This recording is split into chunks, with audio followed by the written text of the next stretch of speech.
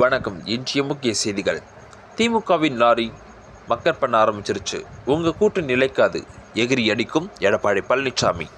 திருவள்ளூர் மாவட்டம் கவரப்பேட்டையில் நடைபெற்ற மக்களை காப்போம் தமிழகத்தை மீட்போம் என்ற தேர்தல் பிரச்சாரத்தில் உரையாற்றிய அதிமுக பொதுச் செயலாளர் எடப்பாடி பழனிசாமி திமுக அரசை மிக கடுமையாக சாடினார். திமுக கூட்டணியில் புகைச்சல். இந்தியாவிலேயே கடன் வாங்குவதில் தமிழ்நாடு தற்போது முதலில் பிரித்துள்ளதாக குறிப்பிட்ட அவர், தமிழக மக்களை முதலமைச்சர் மு க ஸ்டாலினிடம் கடனாளியாக்கி விட்டதாக குற்றம் சாட்டினார். இந்த கடனை அடைப்பதற்காக மக்கள் மீது கூடுதல் வரிகள் சுமத்தப்படும் என்றும், நிதி மேலாண்மை குழு அமைத்த பிறகும் கடன் சுமை குறைந்தபாடில்லை என்றும் அவர் தெரிவித்தார். திமுகவின் தற்போதைய நிலையை விமர்சித்த அவர், திமுக என்பது என்ஜின் இல்லாத கார் போன்றது என்றும், அதனை ஒரு கூட்டணியில் இல்லாத லாரிதான் 10 ஆண்டுகளாக இழுத்து செல்வதாகவும் கிண்டல் செய்தார்.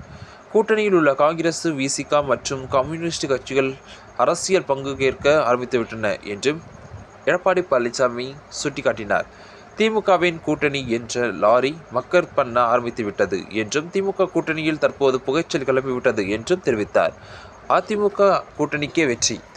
கடந்த 56 மாத கால திமுக ஆட்சியில் விவசாயிகளின் மற்றும் விவசாய கூலி தொழிலாளர்களுக்கு எந்த நன்மையும் கிடைக்கவில்லை என்றும், அதிமுக கொடுத்த அழுத்தத்தின் காரணமாக 100 நாள் வேலை திட்டம் 125 நாட்களாக உயர்த்தப்பட்டதாகவும் தனது உரையில் குறிப்பிட்டார்.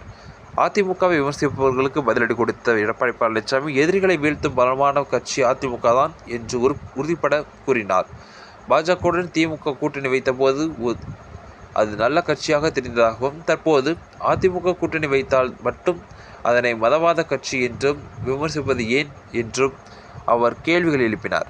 எதிர்வரும் தேர்தலில் அதிமுக தலைமையிலான கூட்டணியை வெற்றி பெறும் என்றும் அவர் மிகுந்த நம்பிக்கையுடன் தெரிவித்தார். எடப்பாடி பழனிசாமி அவர்கள்.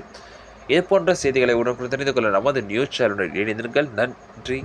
மற்றும் தங்களுடைய கருத்துக்களை கமெண்ட் பாக்ஸில் பதிவிடுங்கள். நன்றி. மீண்டும் சந்திப்போம்.